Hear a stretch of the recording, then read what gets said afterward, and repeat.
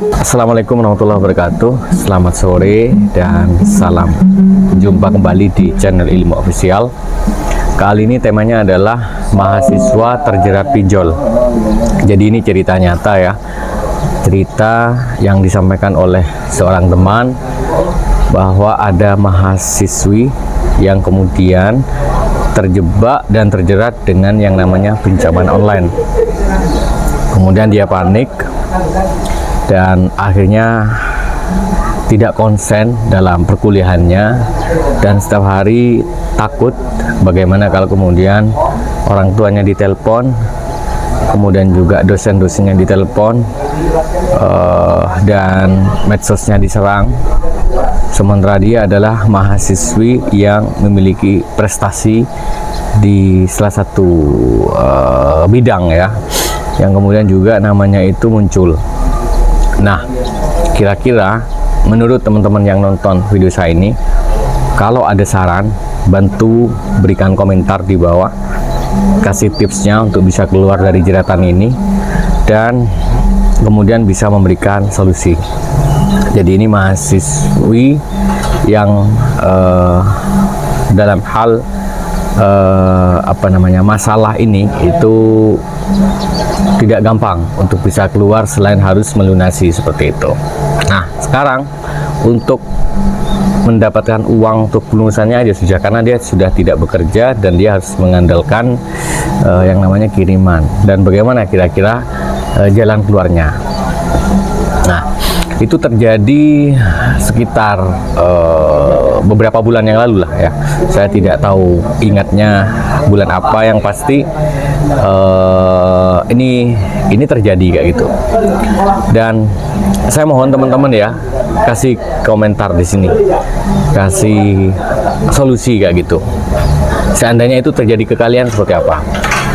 Nah, supaya saya bisa share ini kalau ada yang terjadi semacam ini lagi. Karena terus terang saya sendiri hanya punya 2 tips ini, dan tips ini menurut saya masih mentah kayak gitu ya, masih mentah karena itu tadi, kalau dia privat medsos, peluang untuk prestasinya, peluang untuk karirnya terhambat kayak gitu, karena hubungan prestasinya ini dengan media sosial juga kayak gitu.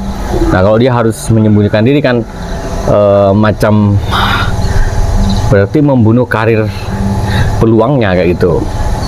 Nah, itu bagaimana teman-teman? Nah, waktu itu saya hanya menceritakan begini teman-teman. Ini saya kontenkan sengaja supaya kalian paham, dan ini mungkin terjadi ke sekitar kalian ya. Jadi gini, saya bilang ke temannya itu bahwa seperti yang saya jelaskan di video-video sebelumnya lah. Jadi saya berikan linknya juga, kemudian sedikit membantu. Jadi saya bilang misalnya ya, saya bilang bahwa hutang memang harus dibayar, dan saya jelaskan nggak usah takut, tidak ada pidana dalam hutang. Dan yang ketiga adalah gagal bayar itu sebuah resiko yang akan terjadi pada orang yang posisi memang betul-betul nggak ada sama sekali. Jadi biasa terjadi seperti ini, tidak hanya 1-2 orang, tapi macam corona lah, virus yang menyebar. Jadi pinjol itu macam corona, bagi saya begitu. Kemudian akhirnya saya juga arahkan secara teknis untuk datang ke kantor polisi. Dan apa yang terjadi teman-teman, di kantor polisi sama polisi dijelaskan yang jelas sampean akan terus ditagih, akan mendapati teror macam-macam ini, dan ini banyak kayak gitu kata polisi itu. Tapi kamu tinggal sekarang ya ganti nomor HP, kemudian bahkan apapun yang berhubungan dengan identitas kamu itu ditutupi dulu seperti itu. Jadi sama dengan saran saya tadi.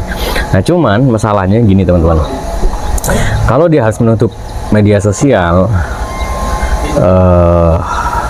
ada satu momen dimana kalau mahasiswa itu kan kalau dia menulis nama lengkapnya kan sama dengan KTP, itu pasti muncul di Google kayak gitu. Jadi ketika dicek di Google, muncul di Google itu kampus ini dan betul akhirnya si pinjol ini nelpon salah satu nomor kampus meskipun ada yang mati, dan juga nelpon ke teman-temannya, bahkan ke ibunya temannya kayak gitu. Nah, itu yang kemudian menjadikan dia akhirnya stres.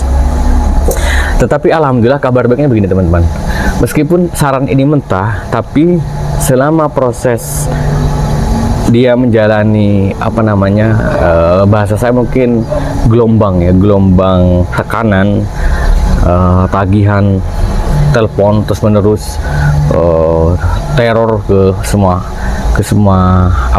teman-temannya dia, itu mungkin seminggu dia agak stres, tapi setelah itu karena terbiasa begitu, akhirnya dengan sendirinya dia pulih kayak gitu. Jadi, nah maksud saya begini, di konten ini gitu, kalau bisa ketemu orang yang mahasiswa atau mahasiswa yang mentalnya nggak seperti ini, itu gimana teman-teman gitu. Nah, mohon bantuan. Jadi saya sekarang minta bantuan komentar kalian. Nah, karena betul ternyata tidak hanya pada mahasiswa, ini ada salah satu pejabat kampus ya. Saya tidak mengatakan itu dosen, tapi staff. Itu juga si istrinya ini kena pinjaman online, pindar kayak gitu. Dan banyak banget.